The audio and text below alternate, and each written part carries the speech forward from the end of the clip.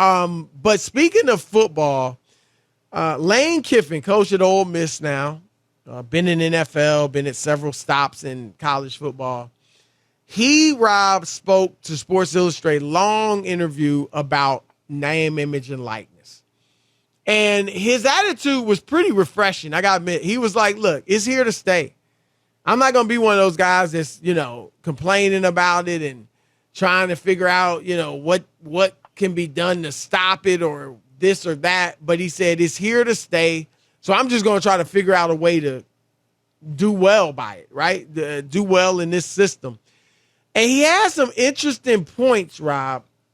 He talked about, the boosters, Rob, because the NIL money is going to come from the boosters, right? And boosters give a ton of money to colleges through donations. And that is typically what at least contributes to the head coach's salary and helps build the facilities that they have. And some of these college facilities are off the chain. And now some of that money is going to go to players with name, image, and likeness. And he was saying, he brought up a few things, one of which was these boosters, Rob, will, in a sense, could become like owners in professional sports, where if they're paying a guy a certain amount of money, they're going to want to see him play. And if you're a coach and you're like, look, he's not ready, so-and-so is better, it could get sticky. That's one situation he brought up.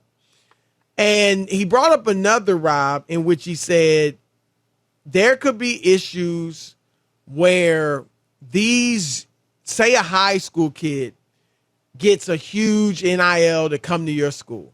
And now a few of them say. And now they're making all this money and the vets aren't getting much. Could that cause a problem? And he kind of equated it to the NFL, and baseball's got a system. I don't know how long that's been in place where, their young hot shots don't get the most money.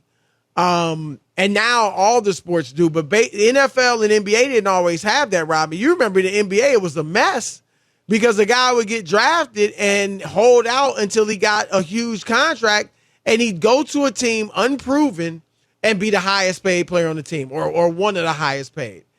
And they obviously dealt with that with the rookie scale, which I thought was good. But he said that could be an issue. He said, Rob, 100% of the players now, is that an exaggeration? Maybe. But he said all the players coming out of high school now, the blue chippers, he said they're going wherever the money is. And he was like, I don't blame them. He said, but that's what they're doing. He said there have been guys signed without visiting schools. There have been guys signed without really meeting the head coach just because the NIL money was going to be great. And so it was a really interesting article. He brought up some interesting points. And Rob, it all led to him saying he thinks the answer, if you will, is a salary cap.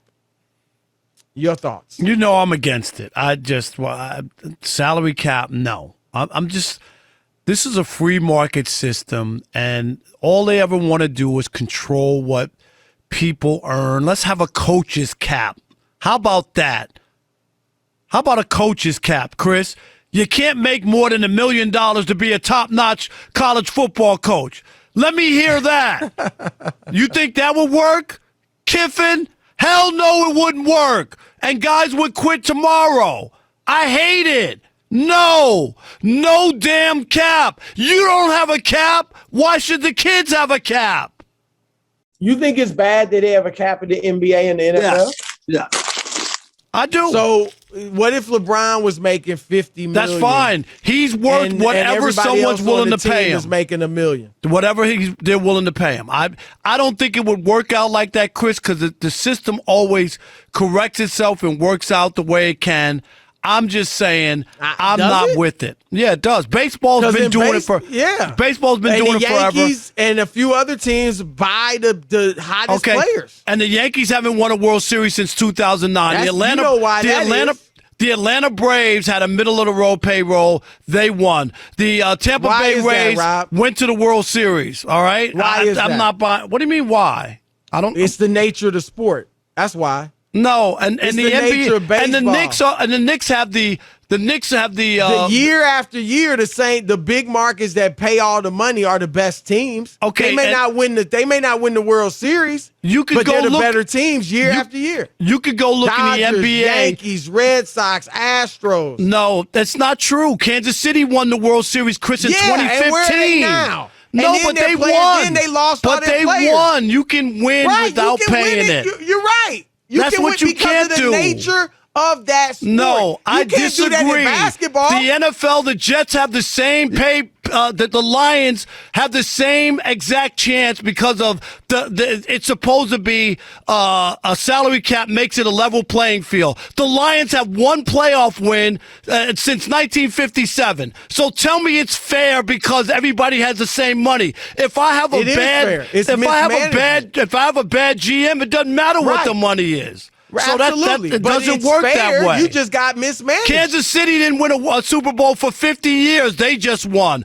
Buffalo hasn't won. Mismanaged. I could go on and on and on. The Jets haven't won. New Orleans has won one championship in the last 50 years. I could go on and on. The salary cap is phony fair, Rob. and only for owners to control what the players make. I'll never sign off on it. The key to a salary cap, I don't mind a salary cap. The key is that it's fair.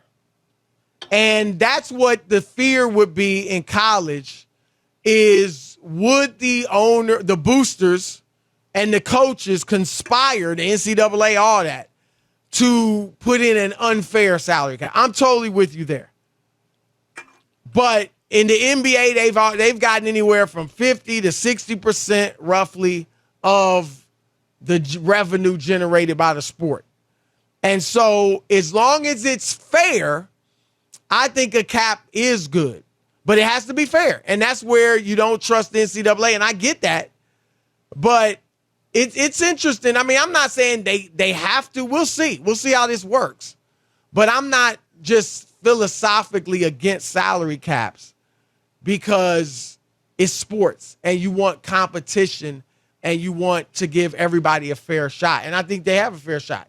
I think it's just that some teams are mismanaged by bad leadership.